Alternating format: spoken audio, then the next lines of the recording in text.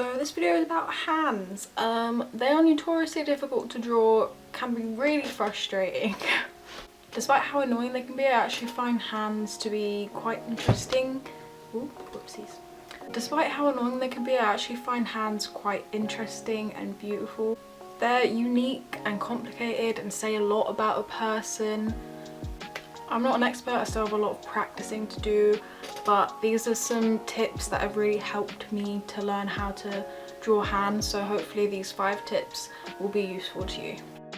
Okay, so tip number 1 is to break things down into shapes. It just makes it a whole lot easier for your brain to kind of process what a hand looks like, what it really looks like, not just what you think it looks like when you break it down into easy digestible shapes.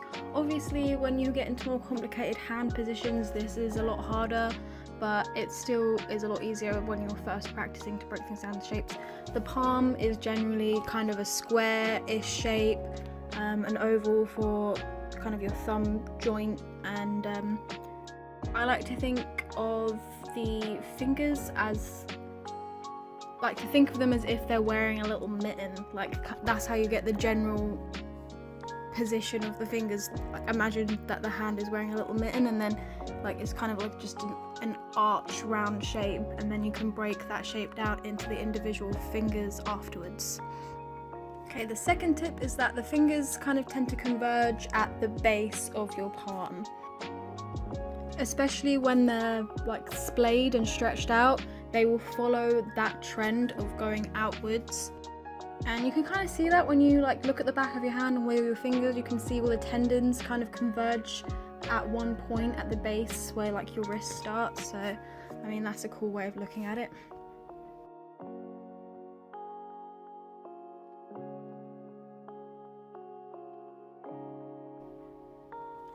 Third tip, proportions.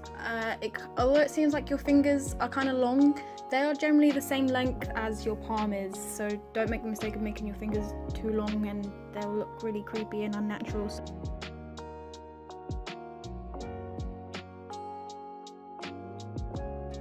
Okay, next tip is the joints. I find it quite helpful to think about where the joints are in the fingers sometimes, and it kind of helps like me bring things together. And so if you just think about where all the joints are, the third joint in the thumb kind of lines up with the first joint of the fingers, if that helps, and they all kind of arch together with the fingers. So yeah.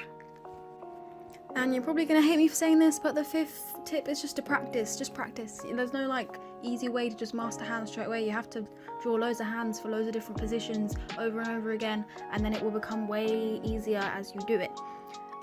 You can see as I'm sketching I make loads of mistakes and have to reposition the hands because I made the palm like kind of too thin and it didn't look natural, so I kind of had to rub it out and redo it and blah blah blah. So yeah, you don't have to make them perfect, just like as you sketch them over and over you'll be able to observe hands a lot easier and etc. So just practice, just do it.